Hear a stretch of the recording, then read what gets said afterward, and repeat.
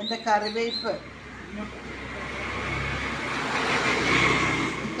ഞാൻ വെട്ടിക്കളഞ്ഞതാണ്.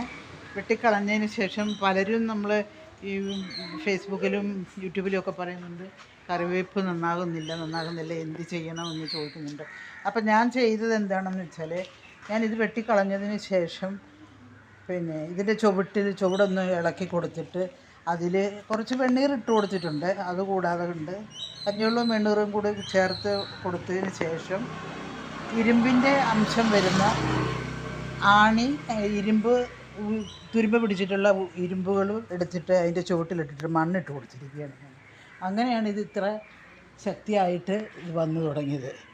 അപ്പോൾ എല്ലാവരും ഇതൊന്ന് ചെയ്ത് നോക്കുക. കറിവേപ്പ് പിടിക്കുന്നില്ല എന്ന് പറയുന്നവർക്ക് വേണ്ടിയിട്ടുള്ള ഒരു ടിപ്പാണിത്. ഇതിൻ്റെ ചുവട്ടിൽ ഇരുമ്പിൻ്റെ അംശം വരുന്ന എന്ത് സാധനമായാലും വേണ്ടില്ല, ആണിയായാലും വേണ്ടില്ല, ഇരുമ്പിൻ്റെ എന്തെങ്കിലും നമുക്ക് തുരുമ്പ് പിടിച്ച് കിടക്കുന്ന എന്തെങ്കിലും സാധനങ്ങൾ ഇട്ടിട്ട് മണ്ണിട്ട് കൊടുത്ത് ഒരു മാസം കഴിയുമ്പോൾ കാണാം ഇതിങ്ങനെ തഴച്ച് വളരുന്നത്. എല്ലാവരും പരീക്ഷിച്ച് നോക്കുക. വീഡിയോ കണ്ടിട്ട് എല്ലാവരും ഒന്ന് സബ്സ്ക്രൈബ് ചെയ്യുക, ഷെയർ ചെയ്യുക, ലൈക്ക് ചെയ്യുക, കമൻറ്റ് ചെയ്യുക.